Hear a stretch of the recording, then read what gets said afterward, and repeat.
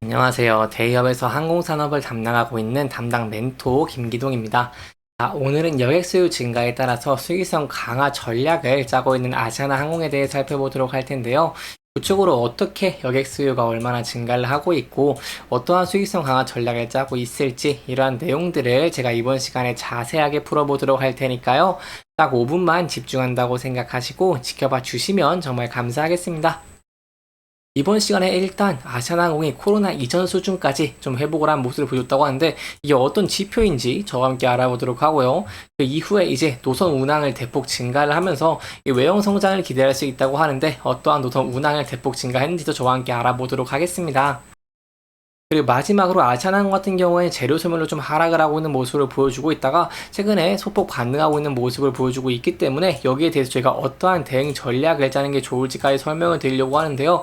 이 차트적인 부분을 간단하게 살펴보고자 한다면 이렇게 합병을 계기로 좋은 실적을 냈고 이제 합병을 좀 가셔야되는 모습을 보여주다 보니까 큰 폭으로 올랐다가 다시 좀 조정을 크게 받고 있는 모습을 보여주고 있습니다. 그래서 여기에 대해서 제가 어떠한 대응 전략을 짜는 게 좋을지까지 제가 이번 시간에 이러한 순서대로 중요한 내용들을 하나하나 풀어가 보도록 할 테니까요.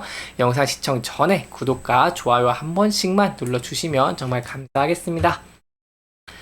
아시아나항공 같은 경우에는 해외 노선 확대를 위해서 총력전을 펼치고 있는 모습을 보여주고 있습니다. 왜냐하면 아시아나항공의 해외 노선이 코로나19 이전의 90% 이상을 회복한 모습을 보여줬기 때문인데요. 구체적인 수치를 좀 설명을 드리고자 한다면요. 이 올해 1월에서 2월 누적 여객수 같은 경우 약 1950만 명으로 지난해 같은 기간보다 34.9% 이렇게 큰 폭으로 증가를 했고요.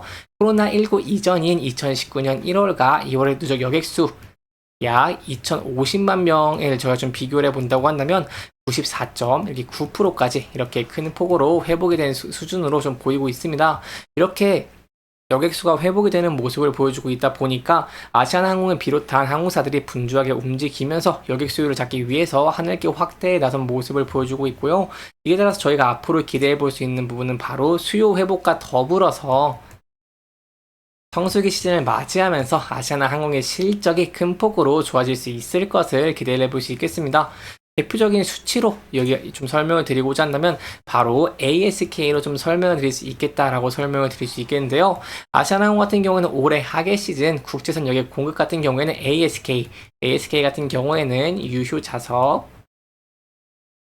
킬로미터입니다. 킬로미터 기준 코로나19 이전에 91% 수준까지 회복을 했습니다. 이 ASK에 대해 많은 분들이 아시겠지만 혹시 모르시는 분들이 계실까봐 간단하게만 설명을 드리면요. 바로 공급 가능한 좌석과 그리고 운행 거리를 곱한 값이라고 설명을 드릴 수 있겠습니다. 쉽게 말해서 1좌석을 가지고 있는 항공기가 1km를 운행을 하면 1ASK라고 쉽게 이해하시면 좋을 것 같습니다. 이 ASK 같은 경우에는 항공사의 총 공급 운송량을 나타내는 지표이기 때문에 굉장히 중요하다고 설명을 드릴 수 있겠는데 이렇게 91% 수준까지 회복을 했다는 것은 굉장히 높은 수준의 회복을 했다는 것이겠죠. 따라서 이렇게 아시아나항공 같은 경우에도 이렇게 ASK가 큰 폭으로 회복을 하는 모습을 보이다 보니까 여기 노선 공급을 늘려가지고 코로나19 이전 수준까지 회복을 하면서 완전 정상화를 이루겠다는 계획을 가지고 있습니다. 세부적인 이런 노선 증가 현황을 좀 설명을 드리려고 합니다. 왜냐하면 항공기들 같은 경우에는 노선이 증가를 해야지 수익성이 증대가 되는 모습을 보여주기 때문이고요. 그리고 최근에 아시아나항공과 비롯한 FSC들은 특히 인건비에 대해서 굉장히 큰 부담을 가지고 있는데 이러한 인건비를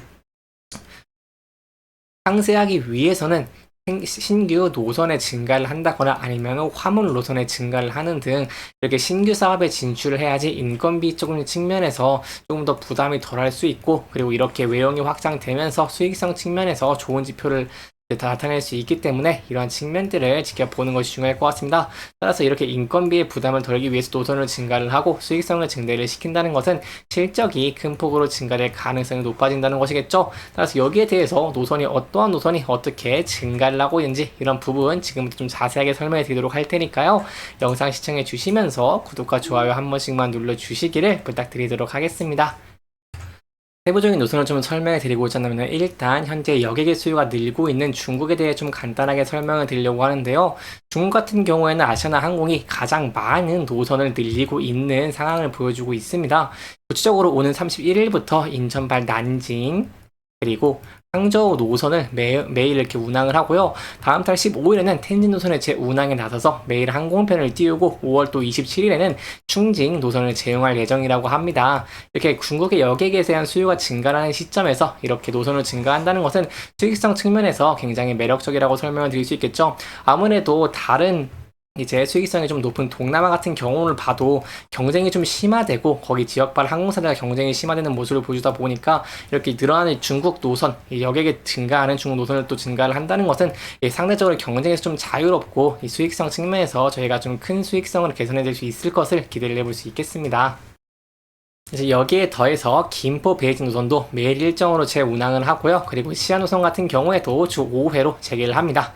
또한 이제 수익성이 높은 이런 미주 노선은 좀 제가 집중적으로 봐야 될 것 같은데요. 미주 노선 같은 경우에는 아무래도 FSCL 같은 경우에 이렇게 미주 노선에 대해서 높은 가격으로 인해서 운임 가격으로 인해서 수익성이 좀 높은 축에 축합니다.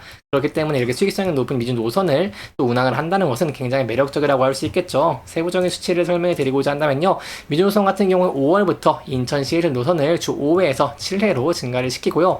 뉴욕 노선 같은 경우에도 주 7회에서 12회로 이렇게 각각 증편을 합니다. 그리고 이제 또 추가적으로 설명드리고 싶은 게 유럽 노선인데요. 유럽 노선 같은 경우에도 이달 31일부터 인천 런던 항공편을 주 5회에서 매일 운항하는 것으로 늘리고요. 이스탄불 노선 같은 경우에도 5월부터 3회에서 4회로 증편을 할 계획입니다.